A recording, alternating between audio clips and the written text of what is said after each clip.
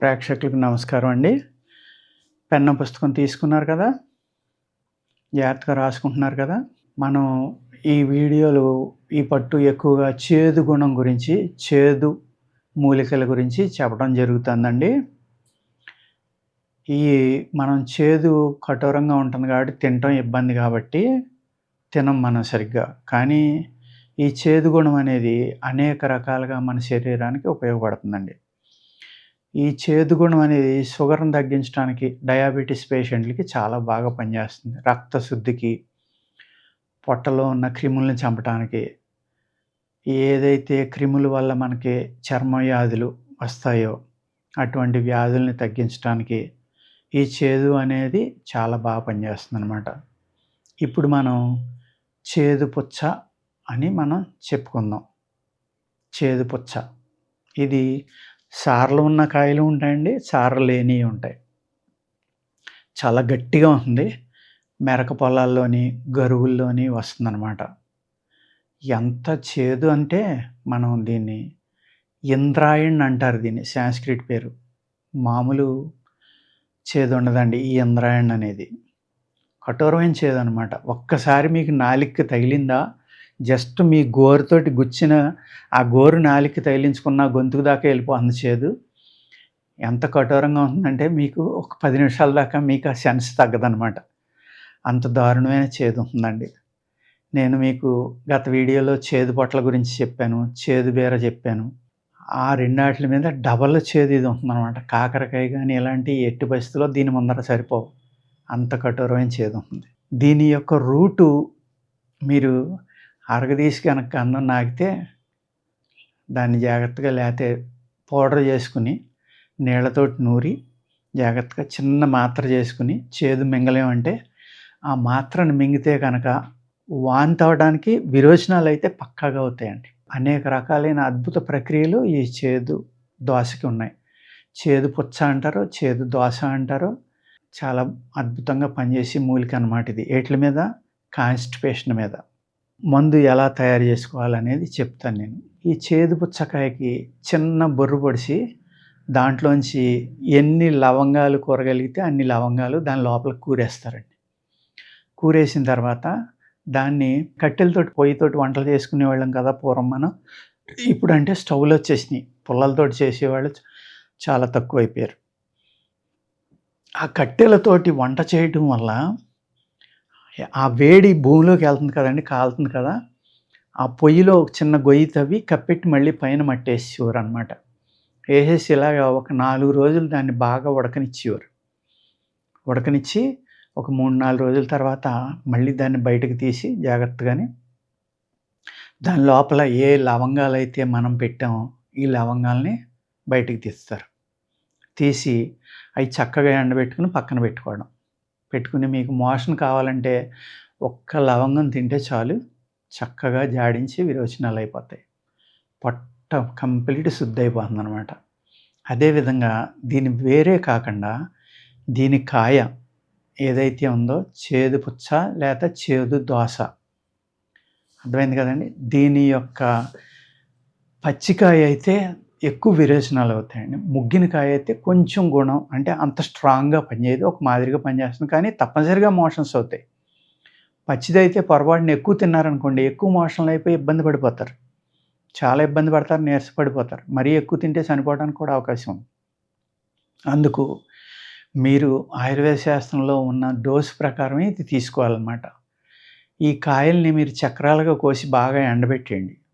ఎండబెట్టేసి దాన్ని చూర్ణం చేసుకుని నీళ్ళతో మళ్ళీ నూరి ఏదైనా జిగురు పదార్థం, ఏదైనా కొంచెం మెంతులు కానీ, కొద్దిగా తుమ్మజిగురు నీళ్ళు కానీ పోసి నూరుకుంటే చక్కగా మాత్ర అవుతుంది. ఒక శనగల టైప్‌లో మాత్రలు కట్టుకోండి.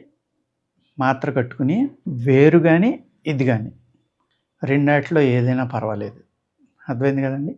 ఆ మాత్ర కనుక ఉదయం ఒకటి, సాయంత్రం ఒకటి వేసుకుంటే చిన్నపిల్లలు అనుకోండి ఒక శనగ బద్ద అంటే మన ఒక కంది బద్దంత, కంది గింజలోపే కంది బద్దంత మాత్ర కట్టి చిన్నపిల్లలకి వేస్తే నులిపురుగులు చచ్చిపోయి బయటికి వెళ్ళిపోతాయి. 1, 2 మోషన్లు అవుతాయి. వాళ్ళ శరీర తత్వాన్ని బట్టి అవ్వకపోతే కొద్దిగా డోస్ పెంచుకోండి. అంతే తప్ప ఎక్కువ ఇవ్వద్దు. వాంతి అవ్వటానికి కూడా ఆస్కారం ఉందన్నమాట ఇందులో. వాంతి అయినా కూడా కంగారు పడొద్దండి. డోసు సరిపడితే ఎటువంటి ప్రమాదం ఉండదు.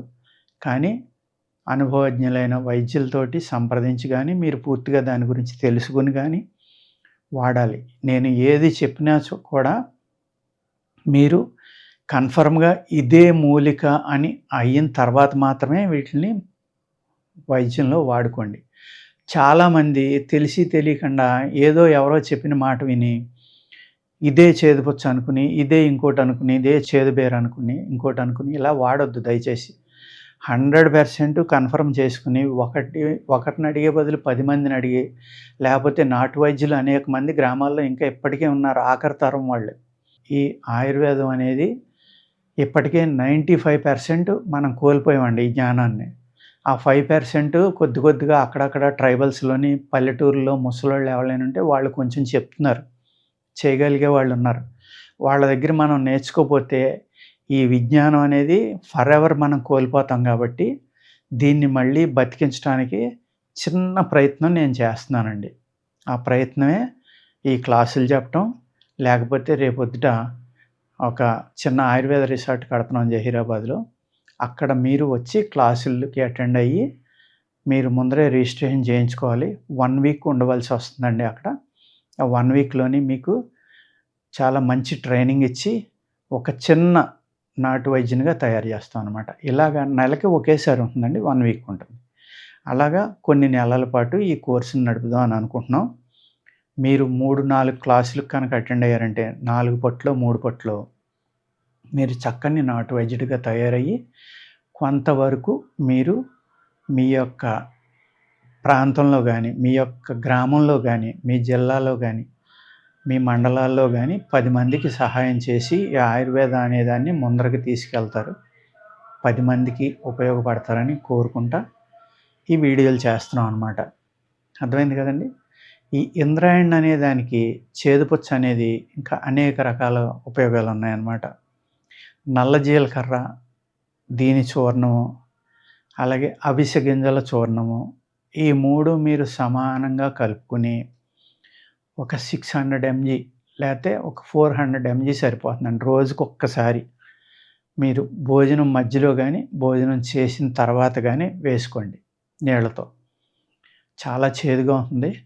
మా దగ్గరైతే దీనికి సంబంధించిన క్యాప్సూల్స్ దొరుకుతాయండి.